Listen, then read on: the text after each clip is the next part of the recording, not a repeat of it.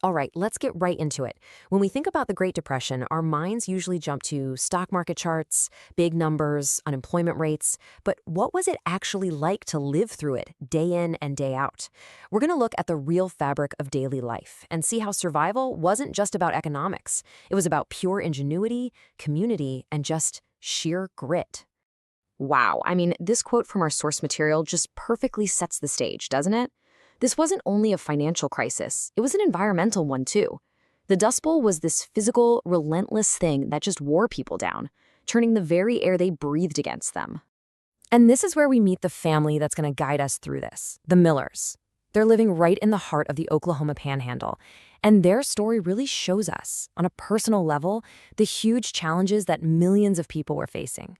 So, how'd they do it? How did they survive?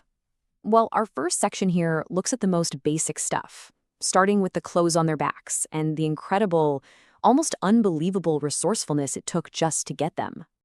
Just look at this transformation. An empty flour sack, something that would have been considered trash, becomes a shirt. You know, Martha Miller isn't just sewing here.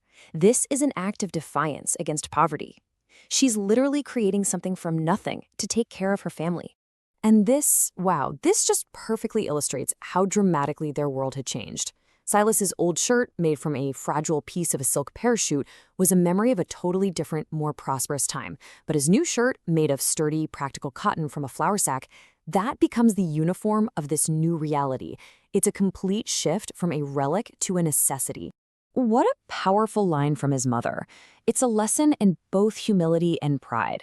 She is completely reframing shame and turning it into a source of strength. It's like the social rules have been totally rewritten.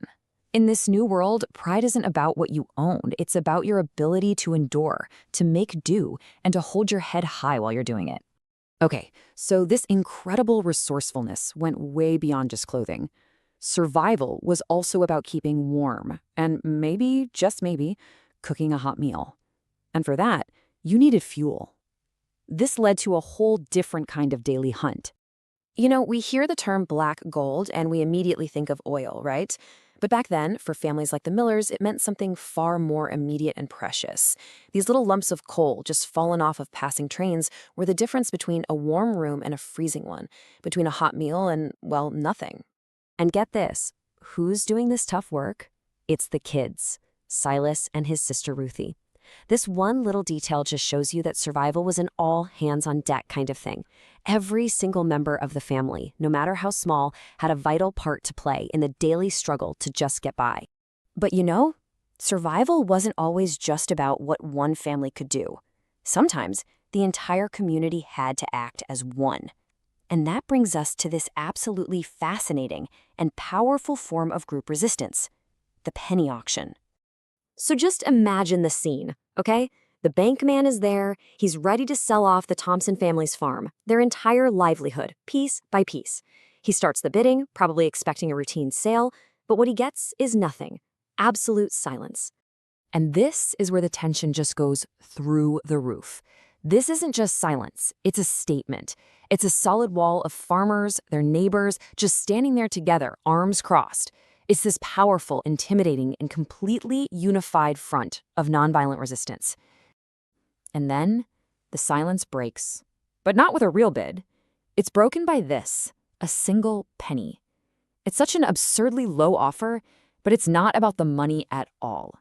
It's a symbol of pure defiance. It's the community saying, no, we make the rules here today.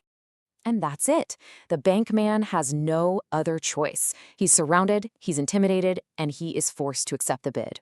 And just like that, for the price of a single cent, the community buys their neighbor's farm back from the bank. So what we just saw was a real historical thing.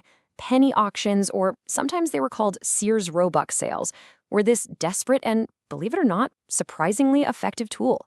Neighbors would actually band together, make sure the foreclosed properties sold for pennies, and then they'd immediately give it right back to the original owner. It was a rebellion born out of pure desperation. And this is the final incredible act. There are no big speeches, just a quiet handing over of the keys. It was this unspoken understanding that their survival was all linked together. They weren't going to let the banks just pick them off one by one. Their real strength was in their unity. So, after witnessing that amazing show of community strength, the story brings us back home with the Miller family. It's time to explore where their own internal resilience came from, especially when facing constant hunger and hardship. Yeah, the reality of their poverty really hits home at the dinner table. Hoover stew was a pretty grim, sarcastic name for a meal that, let's be honest, was often little more than hot water and whatever scraps you could find, maybe a few wild onions or the very last of some shriveled up potatoes. And yet, despite the hunger, this scene captures what the text calls an ironclad warmth, warmed by the very same coal the children scavenged for. The family is together. The fire they built themselves becomes a symbol of the resilience they forged themselves. And this is where it all comes full circle. That shirt, just like the scavenged coal in the penny auction, was so much more than what it was made of. It was a symbol of their refusal to be broken. It was armor, armor against the dust, armor against hunger, and armor against despair. So our source material leaves us with this one big question. And I think through these stories of flour sack shirts and scavenged coal and penny rebellions, the answer becomes pretty clear. It seems that resilience, community, and the human spirit itself,